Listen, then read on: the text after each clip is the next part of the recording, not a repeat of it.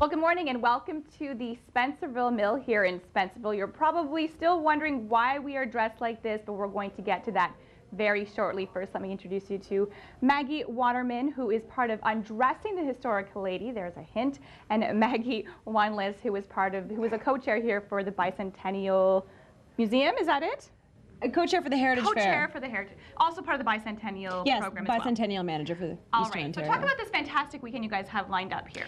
So the Spencerville Mill hosts a Heritage Fair annually, and it's all about bringing history alive. So we've actually got stellar programming from June 21st to the 23rd, including period experts such as Lieutenant General Jonathan Riley from the British Army, who will talk on honor in 1812, and fashion experts that are coming over who wrote the book Napoleon and Empire of Fashion. And so this weekend we're going to see, you know, a lot of things. Everything 1812 is basically what it is. Talk about the significance of 1812. So this year marks the second year that the anniversary, the bicentennial of the War of 1812 has been going on, which has been particularly important in Eastern Ontario because had we lost the St. Lawrence region, we would have lost Upper Canada. So it has kept us separate in the country that we are. And so what we do here is a bit of a mix. It's a little bit more civilian based and also leans more towards the Jane Austen fan segment. Oh, very nice. So we are really big on fashion. We try to beat the Guinness World Record, so we try to beat that for the most people in Regency Close on Saturday and at 4 p.m. And also we have things like cavalry and candy cannons and a skirmish and a lot of fun things that are all... Tons of cool things. So Maggie, you can explain why I'm dressed like this. Maybe talk about the costumes back from 1812. Absolutely. There are a few very specific looks that went into making and wearing and the fashion of 1812. Now, for instance, you have your your empire waist and your cap sleeve, your short cap sleeve. But this wasn't the only look. You have what would be a typical day dress that could also be altered into an evening gown depending on your accessories. Okay. A less wealthy woman could only have so many dresses, so to take one dress and make it into change accessories and make it into an evening gown is very important.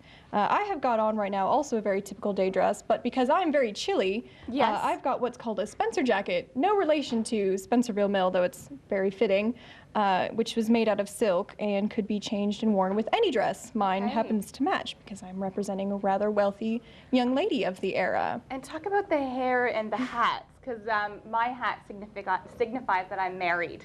Yes, she, as you see, she's got a little cap on underneath her bonnet, which signifies that she's a married lady. And ALICIA is wearing a nice little riding hat with her ensemble, which I think is very fetching. I'm not wearing a hat because I wanted to show my hair, which was very typical of the era. Any Grecian influence in the Regency year 1812. So you can, it's piled very high on top of my head with the ringlets. Early on, it was much looser and drapey, very Roman-esque.